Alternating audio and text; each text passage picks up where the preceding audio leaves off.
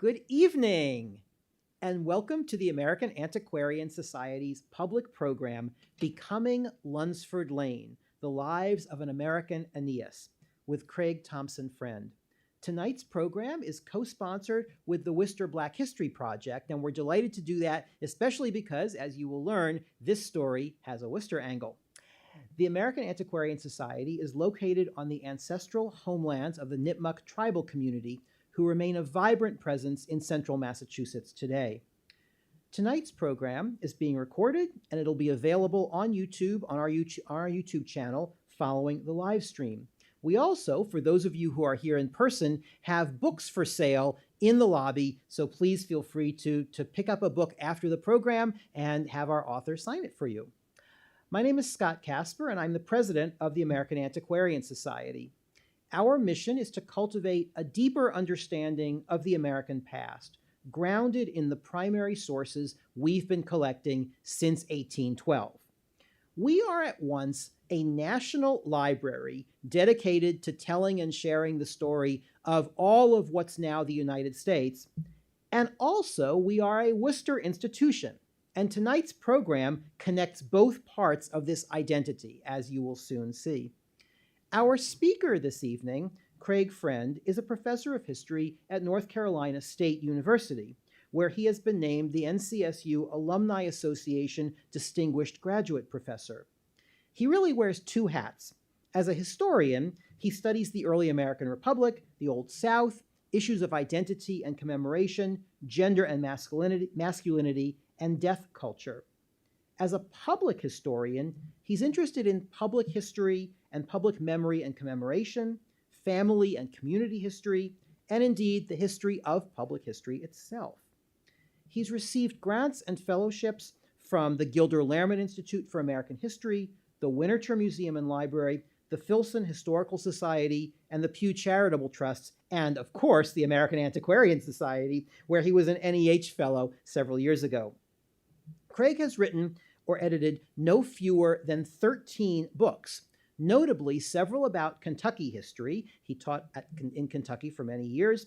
Also, Along the Maysville Road, the Early American Republic in the Trans-Appalachian West, and his brand new book, and when I say brand new, I mean brand new, it was published yesterday, Becoming Lunsford Lane, The Lives of an American Aeneas. The prizes that Craig Friend has won suggest his dedication to both scholarship and community. He's won the Governor's Award for the Best Book on Kentucky History. He's also won an award for outstanding volunteer work from the City of Raleigh Parks, Recreation, and Cultural Resources Program, and the Distinguished Service Award from the Society for the Historians of the Early American Republic, also known as SHEAR, which he served as president in 2017-2018. I've started reading Becoming Lunsford Lane. It's amazing. I'm looking forward to continuing to peruse it.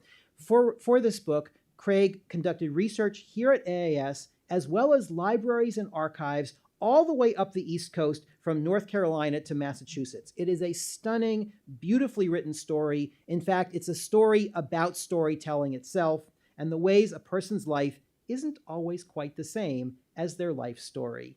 And with that, I'll turn this over to Craig Friend.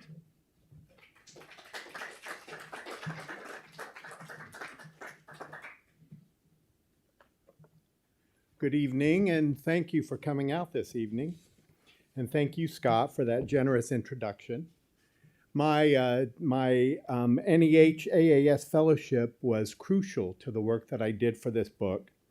And more than that, it provided some of the most productive and intellectually engaging space of my career. And so I'm very grateful for that. And I'm grateful for this evening's forum as well.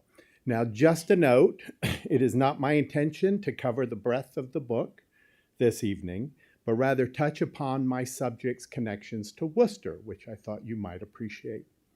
I'm happy to discuss, however, any stages of his life during the Q&A.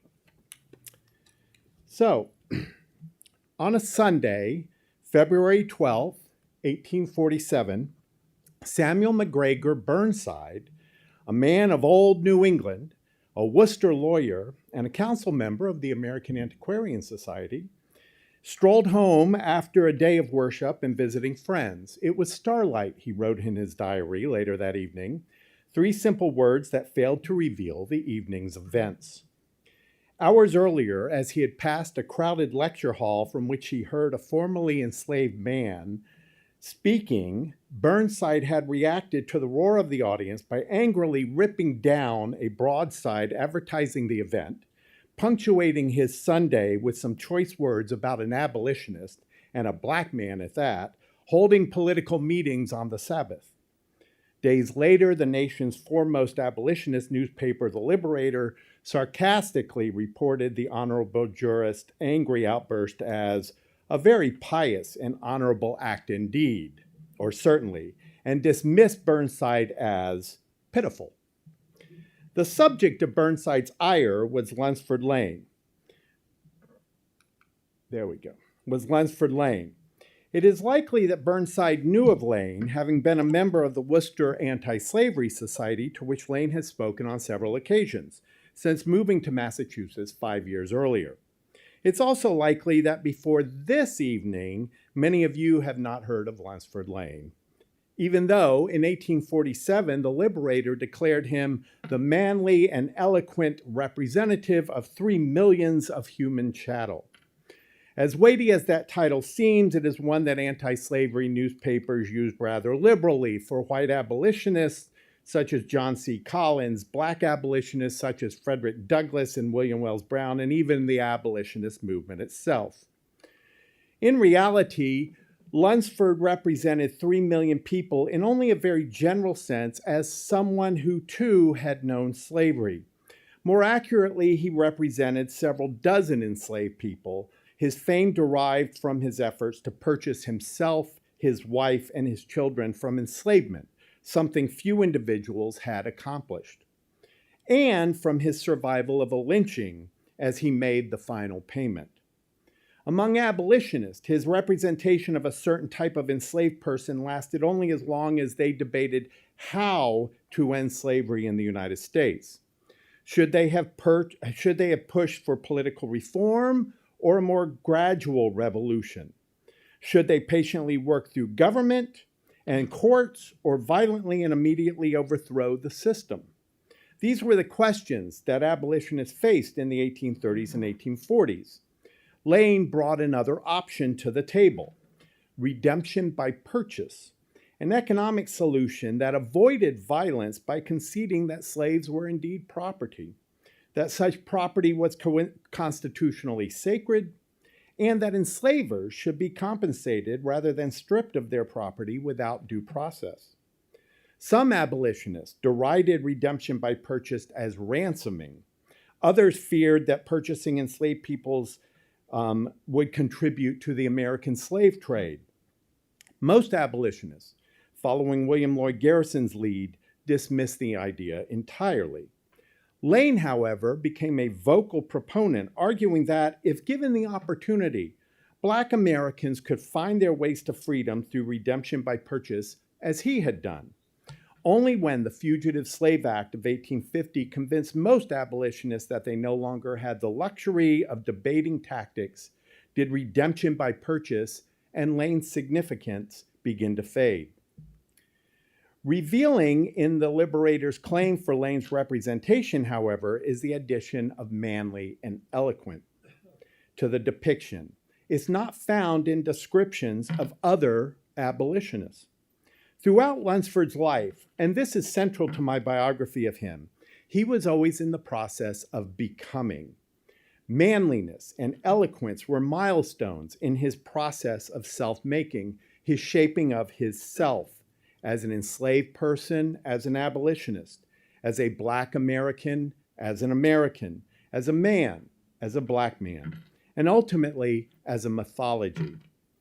Like all of us, historical people met moments of self-realization about who they were and who they wanted to be.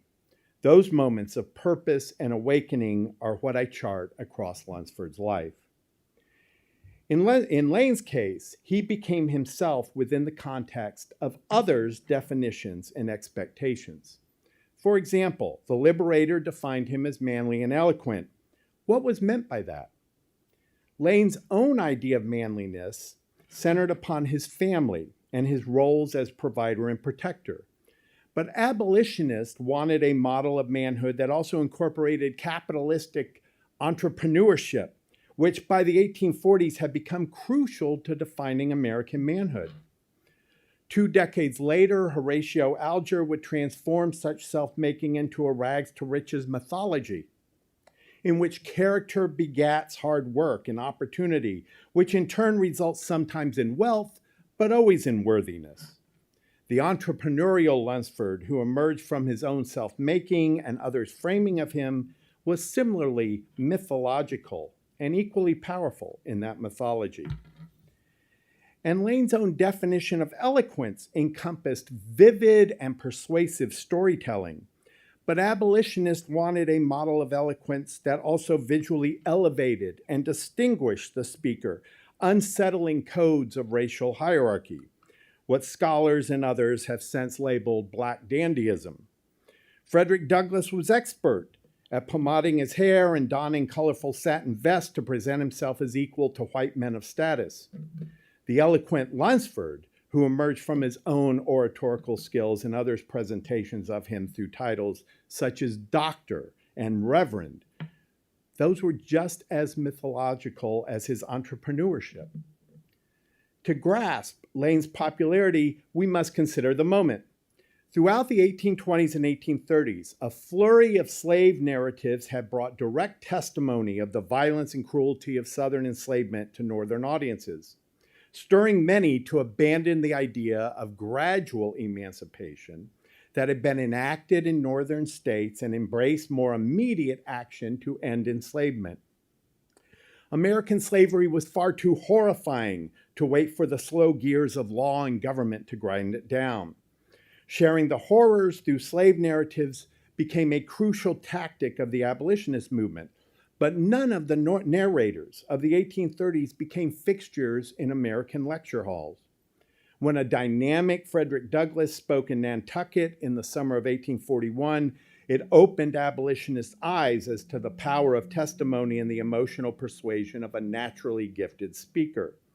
But Douglass was young, roughly 24, legally still enslaved, and condemning an institution for which even the best-wishing abolitionists struggled to imagine the aftermath. Lane had shown up 3 months earlier with a much simpler story. He had been enslaved in Raleigh, North Carolina, since his birth in 1803. And through his self-making, he had purchased his body in 1835. Rather than purchased his freedom, he had a deed to his body.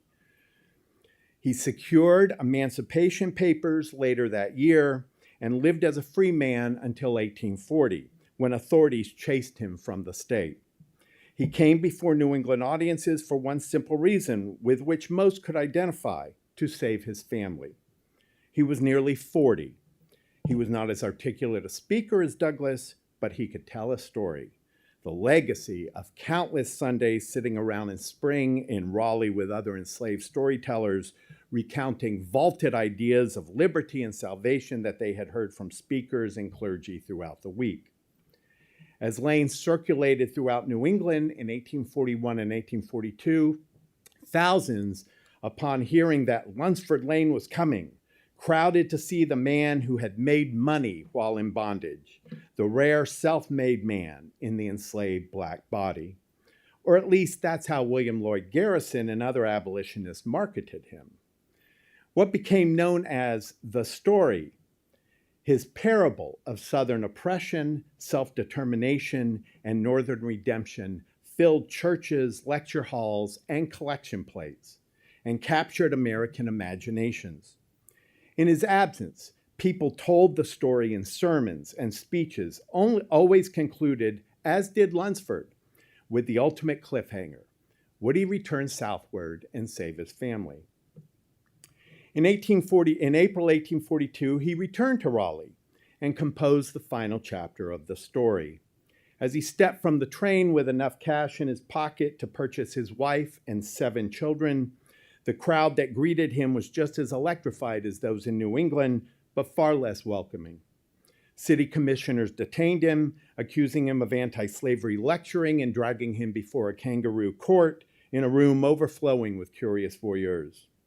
He told the story that he had practiced so often, joking about how he raised money from Northern audiences that drank it in as the fat of the land. Whoops. Without evidence of abolitionism, the superintendent of police released Lane, but as he recovered his luggage at the train station, a mob swarmed him, futilely rummaging about his trunk for abolitionist literature. Frustrated, they turned on their guest and raised me high from the ground and carried me on their shoulders. Then I was indeed high and lifted up. Thus I was carried as in a whirlwind towards the gallows. Then my heart sank within me. I thought all was gone. Suffice to say that all was not gone. That event happens halfway through the book. So he did survive it. He did return to Massachusetts, where through the 1840s, Lane remained involved with the abolitionists. In the summer of 1842, he dictated the narrative of Lunsford Lane, a story of enslavement that did not attempt to make a point about slavery, but, as the subtitle concluded, the crime of wearing a colored skin. I'm sorry about that. He and his wife, Martha, added 2 more children to the 6 that they had. One child had passed away as they were coming northward. Lunsford's parents also found their way to New England. He spoke on the abolitionist circuit for about 8 years. The family lived in all of these places indicated by a dot. Okay. In the north, they start out in Boston and then Cambridgeport before moving to Oberlin, Ohio. Then back to Wrentham, Massachusetts, Woonsocket, Rhode Island, and finally in 1862 to Worcester. These many relocations reveal a flaw in Lunsford's self-making. After all, in his becoming, what had he become by the 1860s? Lane's purpose wavered. He detached himself from the abolitionist movement in the 1850s, averse to the violence that he witnessed as mobs tried to stop enslavers from capturing fugitives. He struggled to make enough money to provide for his family, leading to multiple foreclosures on the family's homes and straining his marriage to Martha. In fact, the list of towns on the screen in which they live include 4 instances, which are underlined on the screen, during which Lunsford and Martha separated, totaling 8 of their final 13 years. Trying to find himself, he tested political activism as a promoter for the Liberty Party, a third political party, including the night when Samuel Burnside cursed his name. He considered retreating to a socialist commune at Hopedale, Massachusetts, and then to the Black utopia that Gerrit Smith sought to create in the Adirondacks of New York. The only consistent job that he held in his entire life had been in the North Carolina governor's office when he lived in Raleigh as a freeman. But during those visits to Worcester, when he had lectured on behalf of the American Anti-Slavery Society, Lane must have found the town agreeable. In 1862, as the Civil War entered its second year, he returned with his wife Martha and 2 daughters to attend to the wounded in Worcester's Wellington Hospital on Mason Street. He was now Dr. Lane, a title given to him at a 4th of July celebration in Worcester months earlier. He had transformed lessons learned from his father, an enslaved gardener, and his mother, an enslaved herbalist and cook, into a career as a medicine man, which had brought him to the attention of Timothy Wellington, Worcester's coal baron and the benefactor of the Wellington Hospital. Lunsford became its steward, running the operation, assisting in surgeries, and acting as the pharmacist. As a private hospital, it could not house those injured on the battlefield, only enlistees who were training at Camp Meigs and Wool nearby. As enthusiasm for the war waned in 1863 and the number of enlistees dropped, so did the number of injured men in the hospital. In fact, by the summer of 1863, the hospital prepared to close, even as Lane accepted an invitation to a nearby celebration in Wilkinsville to speak on what white Americans could expect from 4 million free Black Americans. 2 years of carnage had left Northerners weary of war, but Lane hoped to renew their interest in the war by shifting its purpose to emancipation. He laid out a vision for Black Americans that coveted freedom in its truest and best sense, not a mere license to do as we please, but to be profitably employed so as to benefit the state as well as ourselves. He placated the racism that underlay many white Northerners' anxieties about immediate and universal emancipation, ensuring his audiences that once free, Black Southerners would stay in the South. Situated on lands of their own, free men would spare wives and daughters the type of labor that had been forced upon them during enslavement, invigorating domesticity and child raising. Men would turn to Massachusetts for her hoes and plows and rakes and cultivators and mowing machines, pouring money into the Northern economy. They would no longer subsist on rationed meals of bacon and corn, but would expand their diets. He fantasized that healthy bread and butter and milk, tea and coffee, being unknown articles in the cabin, would then be in demand. Lunsford's message about transforming Black Americans into Americans exposed just how far he and abolitionism had diverged.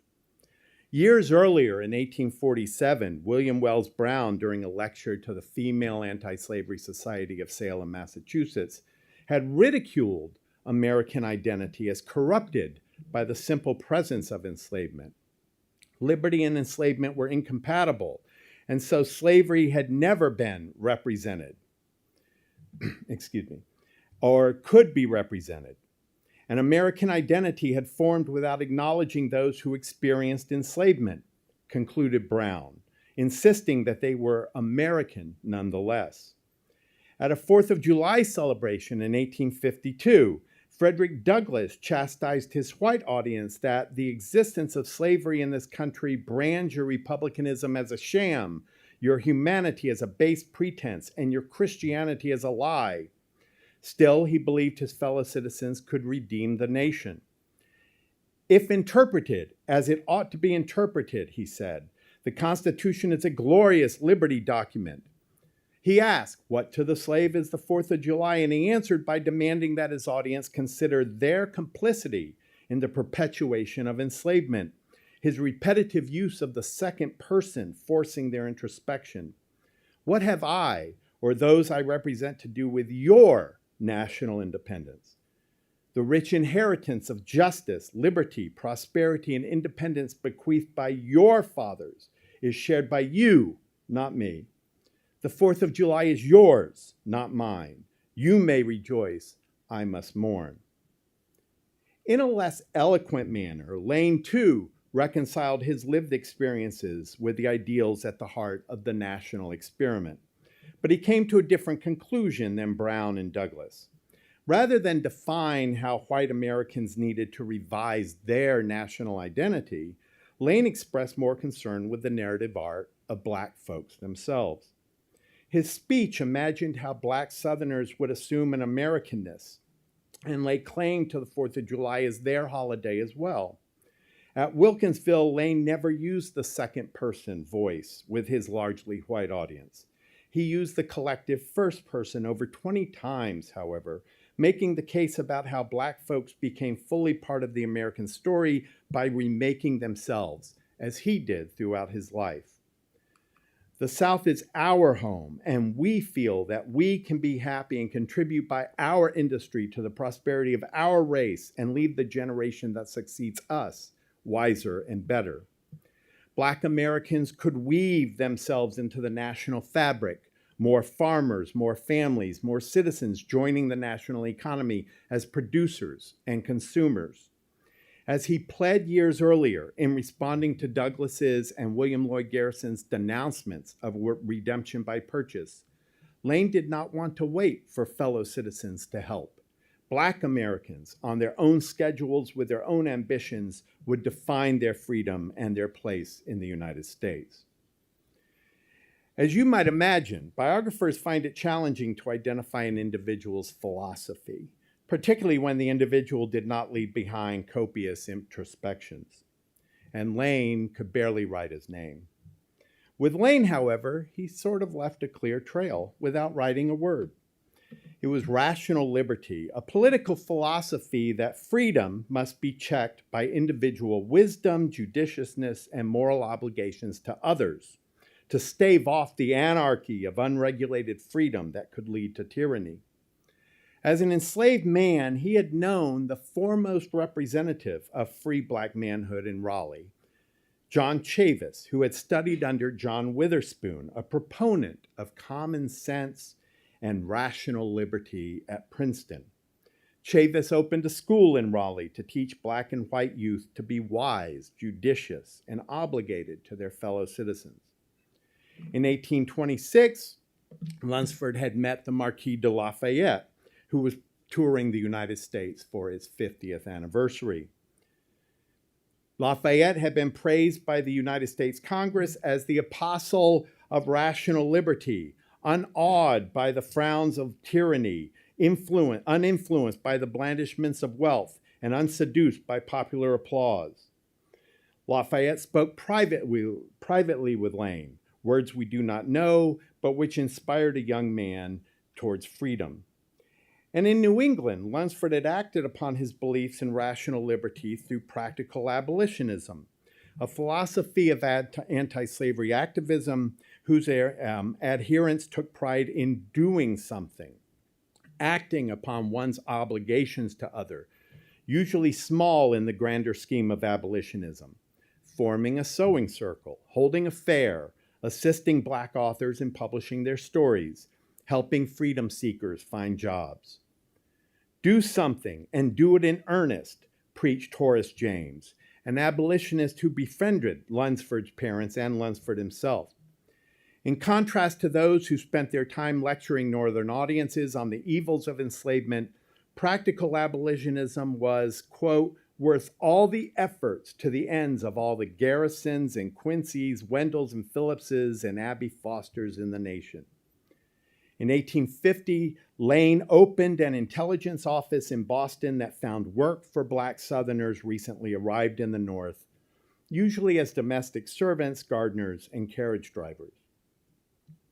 After Lane's speech in Wilkinsville, an audience member approached him about writing his biography.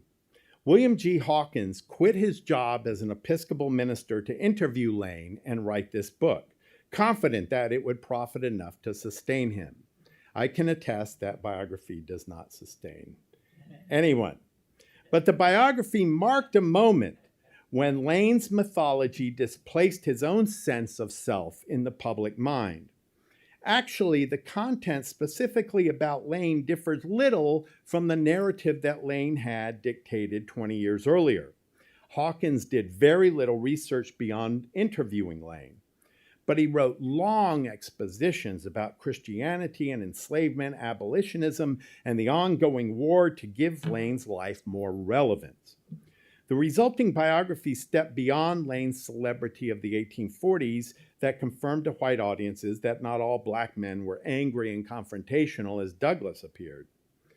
Hawkins had Lane sit for a lithographic portrait, a signal that, at least as Hawkins wanted to portray him, Lunsford had become his full self by 1863. This is the mythic Lunsford, however, the symbol of Black entrepreneurial manhood that Lane had never been, a version of Lane that would stick among politicians, journalists, historians, and public audiences from the late 19th century until today.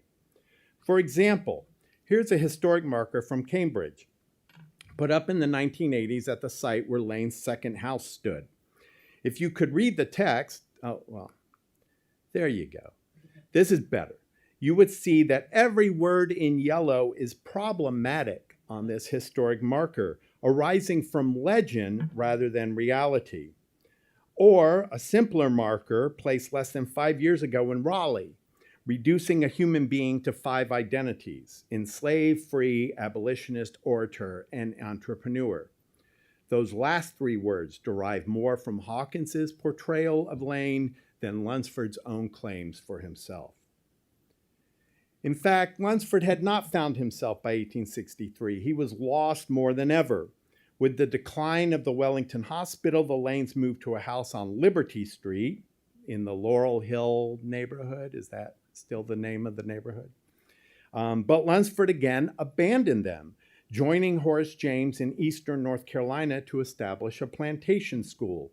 Yet another example of him trying to do something. James already had 2 schools in operation, supported by the American Missionary Association, to educate refugees at night and work them for profit during the day. Lane did not enjoy similar support, and his school languished. For help, he appealed to Worcester, to the Ladies' Benevolent Society, to the Ladies' Relief Society, and the Freedmen's Aid Society. The Lanes' neighbor on Liberty Street, Martha Ann Brown, led the Freedom Aid Society, and Lane's own wife, Martha, had participated in the group on occasion. Brown promised to send supplies and money. If they ever arrived, we don't know, because by the time Lunsford got back to North Carolina, Horace James was under military investigation for his treatment of people and a murder on one of his plantation schools. James gave up the enterprises and fled back to Massachusetts, and Lunsford saw the writing on the wall and followed soon thereafter. And when he arrived back in Massachusetts, he went back to his home to discover there was a different family living there. Lunsford's financial failures had been too much for his wife Martha to manage in his absence. She and their daughters, Clara and Maria Bell, purchased another property on Wilmot Street. So there's the house on Liberty Street, and they purchased a house several blocks over on Wilmot Street. This was one of the more surprising discoveries in my research. Martha had made her ex on a property deed independent of Lunsford, forcing me to reevaluate my assumptions that Martha had been largely dependent upon Lunsford throughout their marriage. Their daughter, Clara, soon purchased the property next door as well, forced to respect the 2-year lease held by its occupants, William and Mary Bryant. The Lanes and Bryants soon did not get along. Maybe it was tension between Clara as landlord and the Bryants as tenants. Maybe it was a resentment that emerged between Lunsford, with his fading celebrity, and William, who had become popular throughout Worcester for his assistance to federal troops in eastern North Carolina. Maybe it was something beyond my research. But late one night in 1869, William laid kerosene-saturated straw on the Lanes' porch, lit the straw, and placed a butter firkin filled with kerosene to explode against the house. Incendiarism, declared the local newspaper, particularly egregious since it targeted the respected Dr. Lane. It was a hellish attempt, wrote the paper, and but for the providential awakening of Mr. Lane and his wife and 2 daughters, they all would have been burned to death with their dwelling. Less than a year later, Martha and the daughters decided for Lunsford that the family would leave Worcester. They sold their properties for profits, something Lunsford never accomplished at any point in his life. Martha returned to Worcester in late 1872, selling the last piece of property in Clara's name after her daughter died from tuberculosis. And then the Lanes moved on. Not even Maria Bell returned to Worcester when, in 1874, the town erected its Soldiers' Monument, which listed among the dead her husband, Henry G. Garner, a local barber whom she had married on the eve of his mustering out. In the second half of his life, Lunsford Lane and his family lived in many places, but none longer and more defining than Worcester. Over his 76 years, Lane evolved in many ways, and in his persisting that upon completing his biography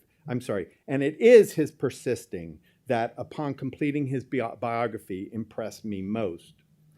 We often seek biographical subjects that are extraordinary, standing apart from their peers.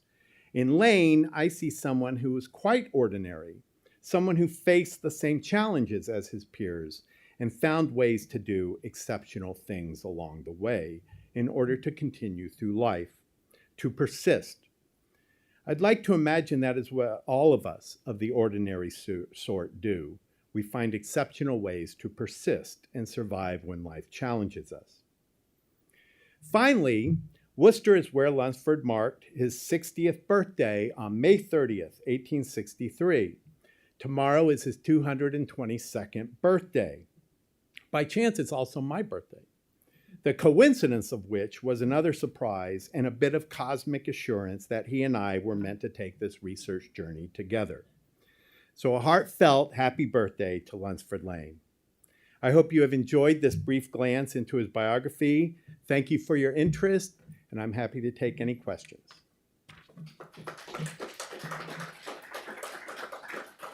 There you go. Anybody have any questions?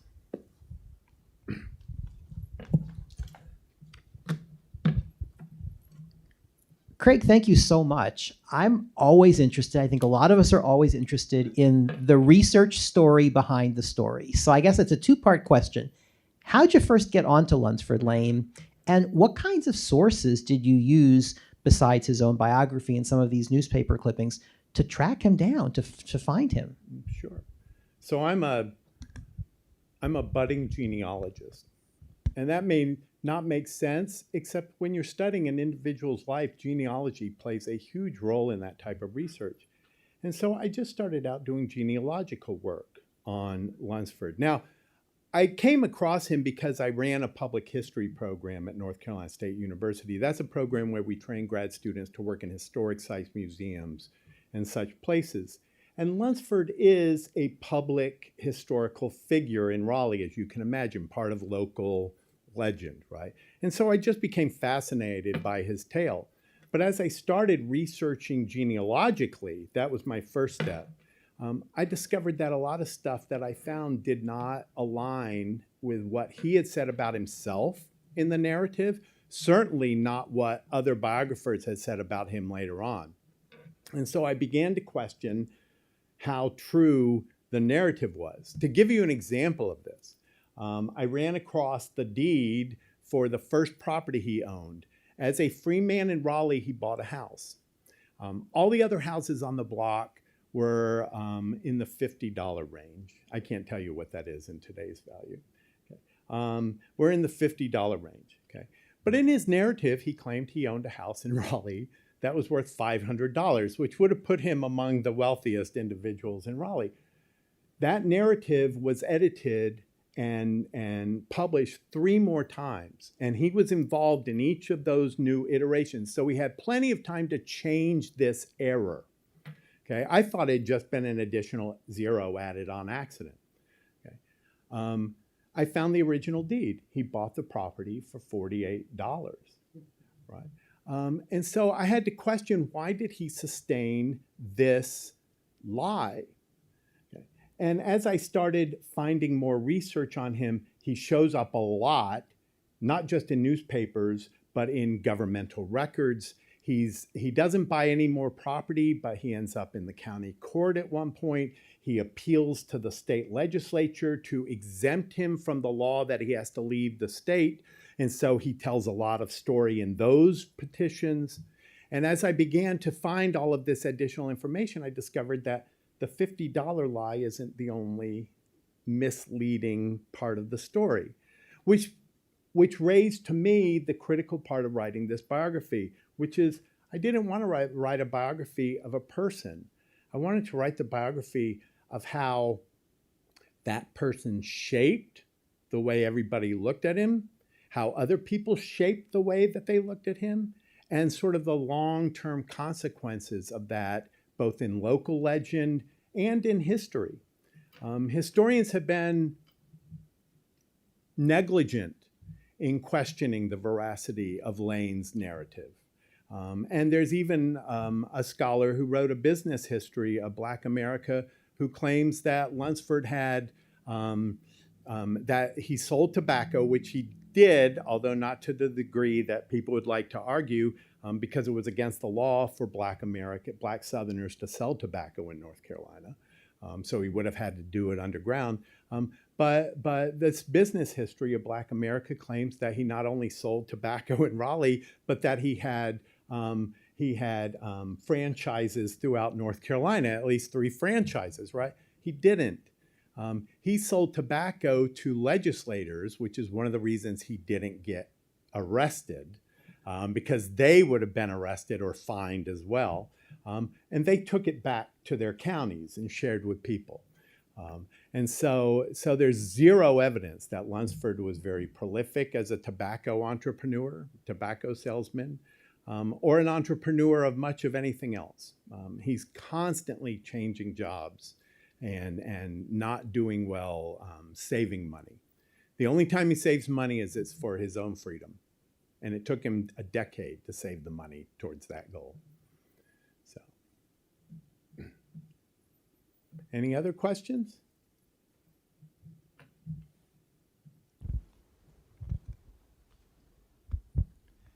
Thanks, Craig. So this is just a question, I guess, also about your experience as biographer and spending a number of years with this person, watching their efforts to make and remake and present themselves in lots of different ways. And obviously, we all become somewhat intimate with our historical subjects, and they say things that make us cringe. They do things that make us happy. There are moments when they make the right choice, and there are moments when they make the wrong choice. And although it's not our job as historian necessarily to judge, we nonetheless have these responses to their actions. And I'm wondering, in the process of spending your time with Lane, were there moments where you're like, ooh, I wish you chose this rather than that. I wish you went left rather than right. I wish you went up rather than down. And if so, could you share one of those with us? Definitely. I think, and I will note, Seth and I attend the same academic conference every year, and he may have heard me talk about Lunsford Lane when I was president of SHEAR. I gave a talk about, and that was very early in this research process, so I was getting in touch with my subject, right? And having this relationship with somebody I just met, right? And so I really do believe it's important for biographers to develop that relationship. But at some point in the biographical process, you reach a point where you realize the person is not as wonderful as you thought they would be. Even if they're a terrible human being, you think it's going to be a great story about, and at some point you're like, this is a person I'm not sure I would have sat down and had dinner with. At some point you do that. I did that with Lunsford when I realized that he had largely fabricated his persona. It really bothered me because historians have been so reliant upon his narrative, almost verbatim, right? And he's led us down the wrong path. One moment when I really got angry with Lunsford as a person is well, there's 2 moments, but they work together. He goes to Martha and wants to marry her. Okay, Martha lived about a mile from where he lived. So he lived in downtown Raleigh. She's on the outskirts of Raleigh, enslaved on a farm. And he goes to her enslaver and asks permission to marry her. Okay, and he does this without consulting Martha. And the enslaver and he sit down and draw up the marriage contract. And the enslaver says, okay, you need to keep her in line, right? You need to make her do this and make her do that. And I'm like, and he just conceded all of that. Okay? And it bothered me tremendously until I realized the second thing, which is I don't think he ever really loved Martha. When he told his narrative years later and his biography 20 years after that, he talked about his love for this other woman. And he never married, and he never mentioned Martha sort of in a loving way. Martha, which is why I assumed from the beginning that Martha was a dependent to him, right? He saw her as somebody he had to take care of rather than someone he loved. And And so when I discovered Martha went out on her own and bought property and is preparing to leave him basically and live her own, I was like, yeah, you know, and so yes, you do. And yes, as historians, we shouldn't judge, but as human beings, we do recognize the flaws in each other. And I think it's fair to draw those flaws out in a biography and talk about how they impacted other people in the biography. Craig, you mentioned his parents and that they had moved north. Mm-hmm. Can you say a little bit more about his parents? And his mother was an herbalist, and that Yes. influenced his time here as a steward? So actually, the first chapter of the book isn't about him at all. It's about his parents. And his father, Ned, his father, Ned, was very close to the family that enslaved him, particularly the woman, the mistress of the home. They were the same age and they were years younger than the patriarch.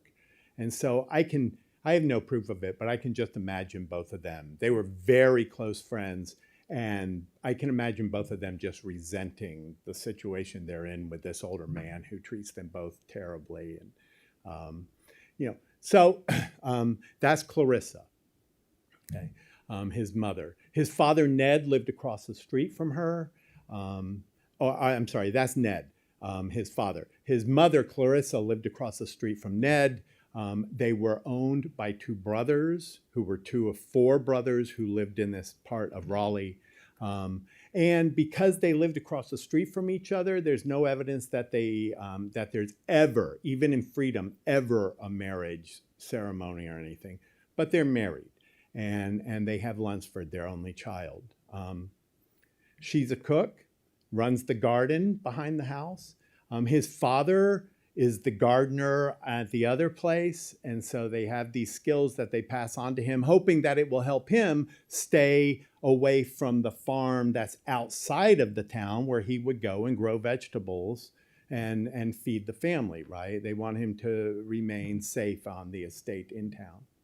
So when he escapes Raleigh, he's able to get his mother and take her with him.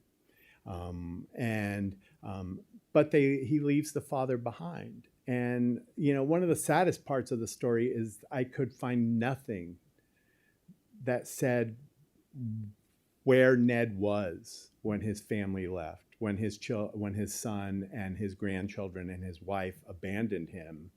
And he was actually free at that point. But he had agreed with the woman who freed him that he would continue to remain on the property to raise her daughters until they were 18 years old. And so he stuck by his word and remained in Raleigh, even as his family came to New England. He does show up in New England eventually. They purchase property in Wrentham, and he becomes very close friends with an abolitionist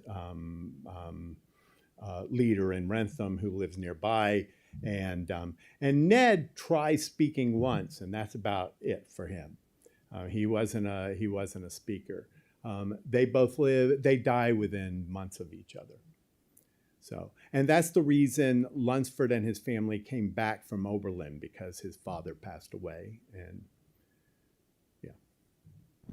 we have a question from our online audience. Yes. Firstly, they say happy birthday. Thank you. I'm still intrigued by the definition of entrepreneurialism. Mm. Lane seems to have been more successful at the concept rather than in a particular endeavor.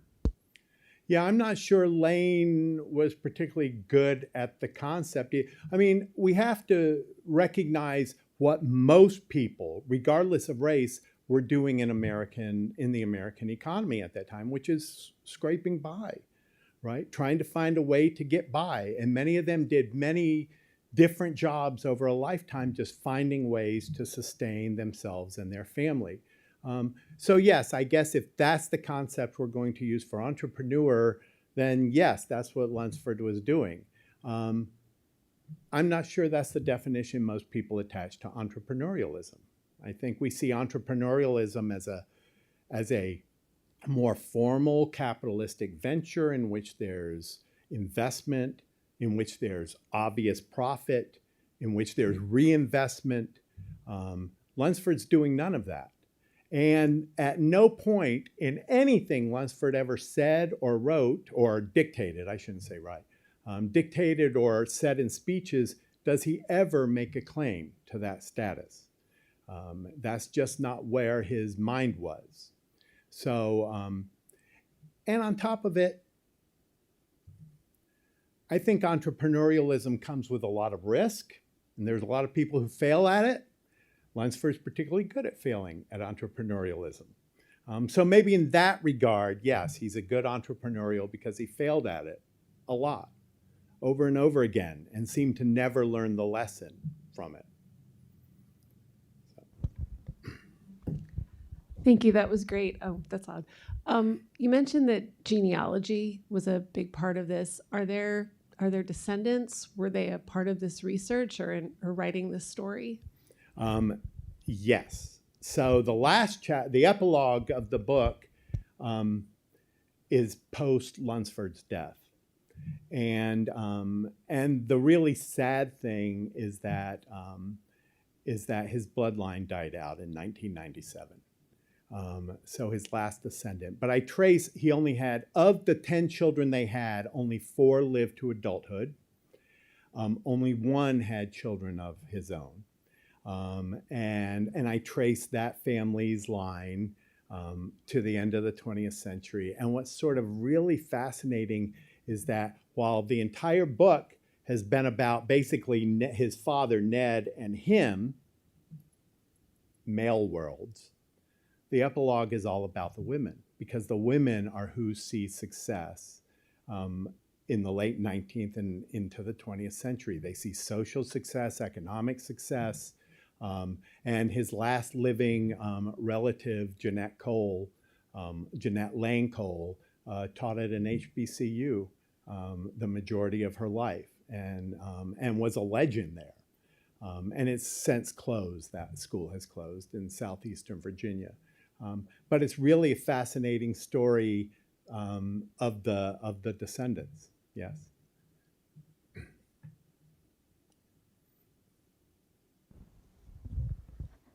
Thank you for your lecture.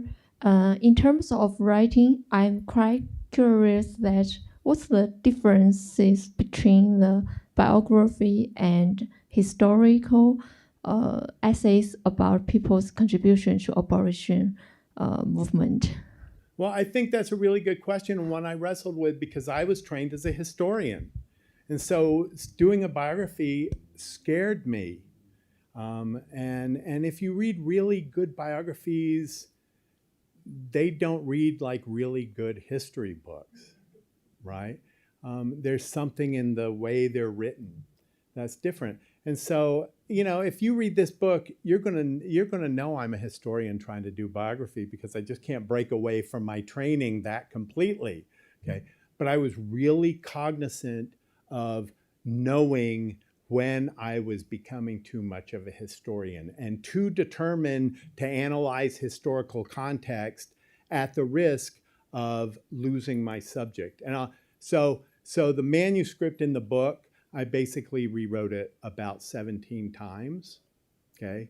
And the last 3 or 4 times, what I was doing was going through, and any paragraph where Lunsford didn't show up, or his parents didn't show up, somebody central didn't show up, okay, I gave it 1 paragraph. I'm like, okay, we can leave Lunsford alone for 1 paragraph, but the next paragraph I have to be back to him, okay, because he is the biographical subject. And while I think it's important to contextualize things, I can't abandon my subject. It's not fair to the subject. Because ultimately, biography is the biographer creating the subject's legacy. And so I have an obligation to be fair to him and give him the time he needs, or the time I need, to make him a worthy biographical subject. So, yeah.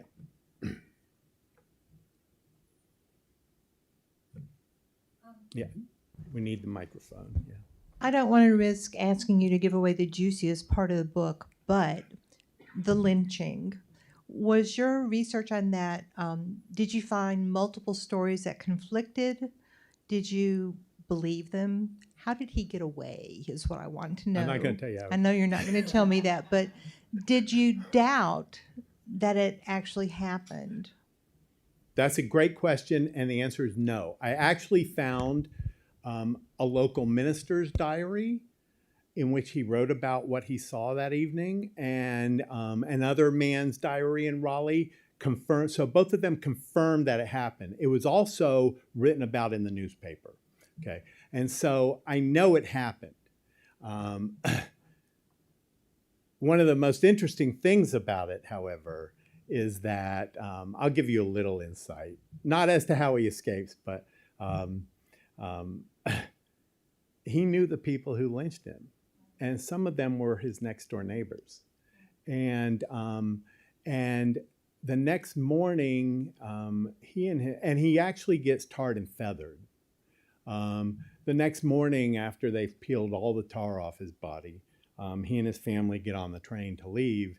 And one of his next door neighbors who was at the lynching comes by. Well, many people who were involved in the lynching come by and ask him to forgive them and go about your way in Raleigh. We won't bother you again, right? And then one of them gets on the train and rides with the family all the way to Philadelphia. And every time they stop somewhere and the family gets off, he gets out and he yells about how horrible a person Lunsford is, and that he's this terrible person who's trying to rile up slaves in the South to rise up against their enslavers. And, it's a far more complex story than his narrative explains and that we have known from the historical sources. His lynching is a very complex story about class politics in Raleigh, conflict among whites, white laborers versus whites like Benjamin Smith who are helping enslaved men find their way to freedom. In fact, Lunsford's not the only man that the state tries to force out in 1840. There are three of them. And why three? Because those three men had done the exact same thing, purchased their bodies, gone to New York and gotten emancipation papers and come back.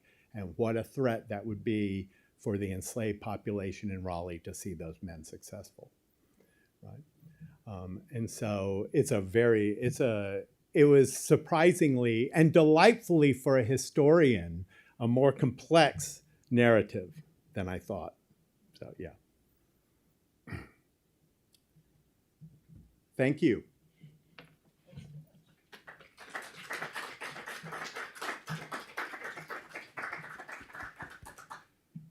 Thank you so much, Craig Friend, for introducing us to a remarkable, unremarkable American character, a really interesting character who reminds us that we find interest in so many different people if we just attend to the sources, do our research, and dig and dig and dig, and then tell those stories. So thank you. And I encourage you to read the book. As I said earlier, partway through it, I'm looking forward to getting to the part about the lynching and much more. If you're here in the room, our friends from Tide Pool Bookshop are here with copies of the book that you can buy, and Craig will sign them for you. I'd like to thank all of you who are here this evening, here in Worcester, in Antiquarian Hall, or watching on YouTube, and also to remind you that the recording of this will be on our YouTube channel in the next several days so that you can recommend it to your friends, your students, your colleagues, anybody. All of our public programs are up there. We have lots of programs scheduled for June and July. I'll just tell you about the very next one, then you can go on our website and look at all the others. Next week, next Thursday, in fact, we have Jeffrey Rosen, who's the president of the National Constitution Center in Philadelphia, coming to talk about his new book, The Pursuit of Happiness: How Classical Writers on Virtue Inspired the Lives of the Founders and Defined America. That lecture is our first Harry and Jane Dewey lecture, which has been funded by their friends and neighbors. Harry and Jane are dear, longtime friends of AAS. Jane has been volunteering here for more than 40 years. Harry passed away just a couple of years ago. We're delighted to do this lecture series in their honor, and it should be a great talk by Jeffrey Rosen. For other programs, almost one every week, go to our website, americanantiquarian.org. And for now, thank you so much and have a good evening.